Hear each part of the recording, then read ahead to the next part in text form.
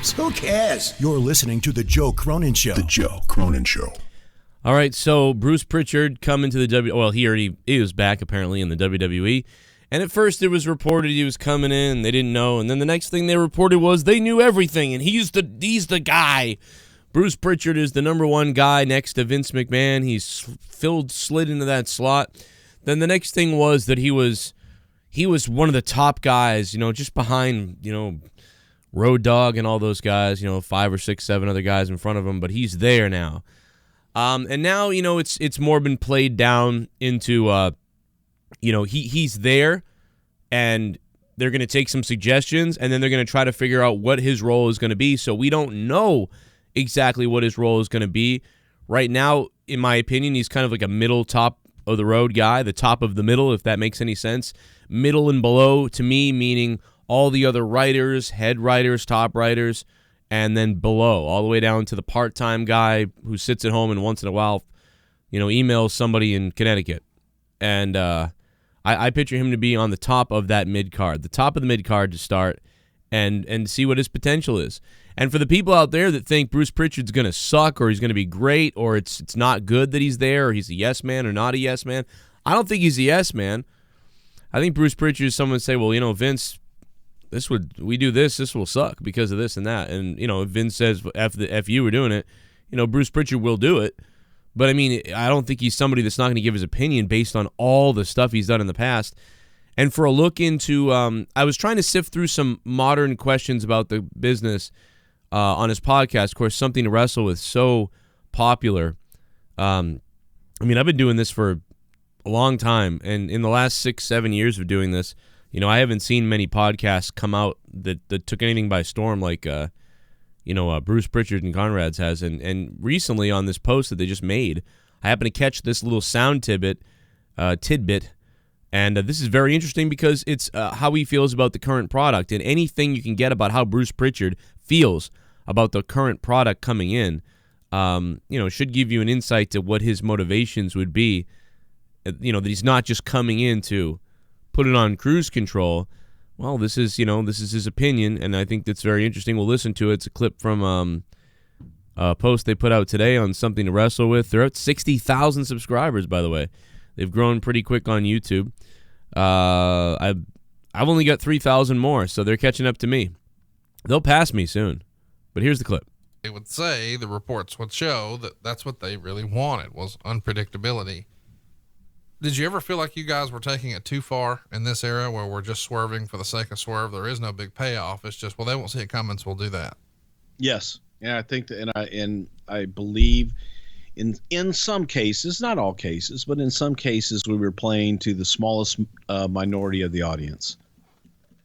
Do you think they're doing that now? I don't know. I think that right now I don't know what the fuck they're doing right now. I don't think anybody else does either. It's to me right now, I'm not feeling, and I tried to watch when I got home for just jet lag like a motherfucker. And I tried to watch Raw from last week that I missed. And I just, I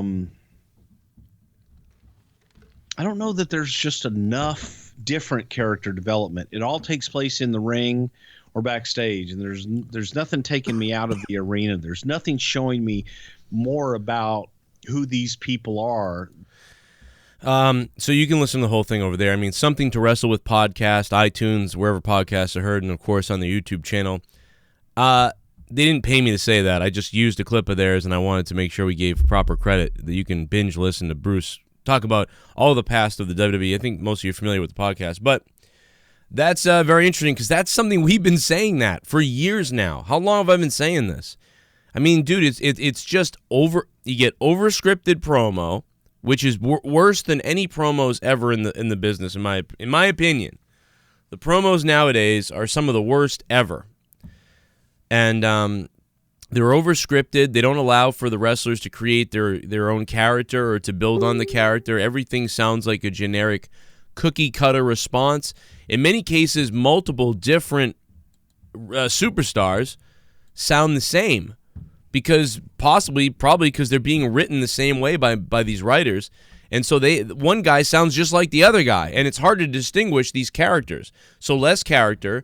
The promos are just terrible. The in-ring wrestling sometimes is very good, but it's out of nowhere, and even the stories in the ring sometimes aren't that good. You know, some of the stuff they did back in even 1995 and 4 and 3 was much better than a lot of the stuff we get now, even if some guy's flipping all over the place and they have some great match. But I would say one thing is the athleticism of the wrestlers, of course, is above, you know, what it used to be. But the style of wrestling has changed. So the style of wrestling has changed, and the characters aren't as interesting. They're over-scripted, and it's always in the ring. It's always wrestling in the ring or a little quick crappy promo in the back. And like you said, they never go outside. They never do crazier stuff. You know, I mean, certainly they would argue, well, we had Braun Strowman tear down the set and tear down this and that. Well, then they tore down Braun Strowman's whole character by making him a moron. And then he tag teamed with a kid, and now this year he's going to be tag teaming, playing Peekaboo with the SNL guys for some reason. But you know what? I'm fine with that because as a fan of WWE at this point, I hate Braun Strowman. He sucks. Like, he's a moron. So they've ruined him. And I don't mean the real guy. The real guy's probably a great dude. But I just mean the character at this point is dead. He is full-on dead, and I don't care. I can tell they don't care, so I don't care. And yeah, so more segments that are weird, off-site, and doing some different stuff that's thinking a little bit more outside the box. It sounds like is what Bruce Prichard's calling for. I would argue that you have problems with everything, including the robotic backstage announcers or the women, especially the women. There's a guy, too, that's robotic, but they mostly hired these 8 women who are all like the same woman. They might as well just hired one. They're all the same robotic. Hi, I'm standing next to Elias. He is going to tell me about what he plans to do tonight at WWE Fastlane. And now, ladies and gentlemen, welcome Elias. Hello, Elias. You told me that blah, blah, blah. And then Elias is like, blah, blah, blah, I'm going to do this tonight. Well, certainly interesting. It's like that. But it's like they have no soul. They are legit a robot behind the mic.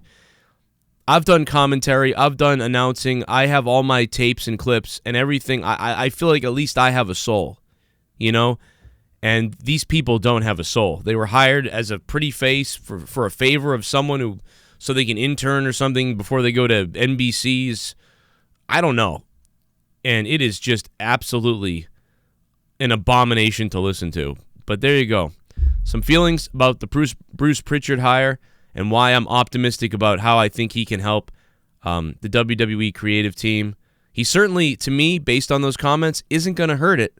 Because how could you hurt it any more than how bad it's hurt right now? Over 50 million views. Who cares? You're listening to The Joe Cronin Show. The Joe Cronin Show.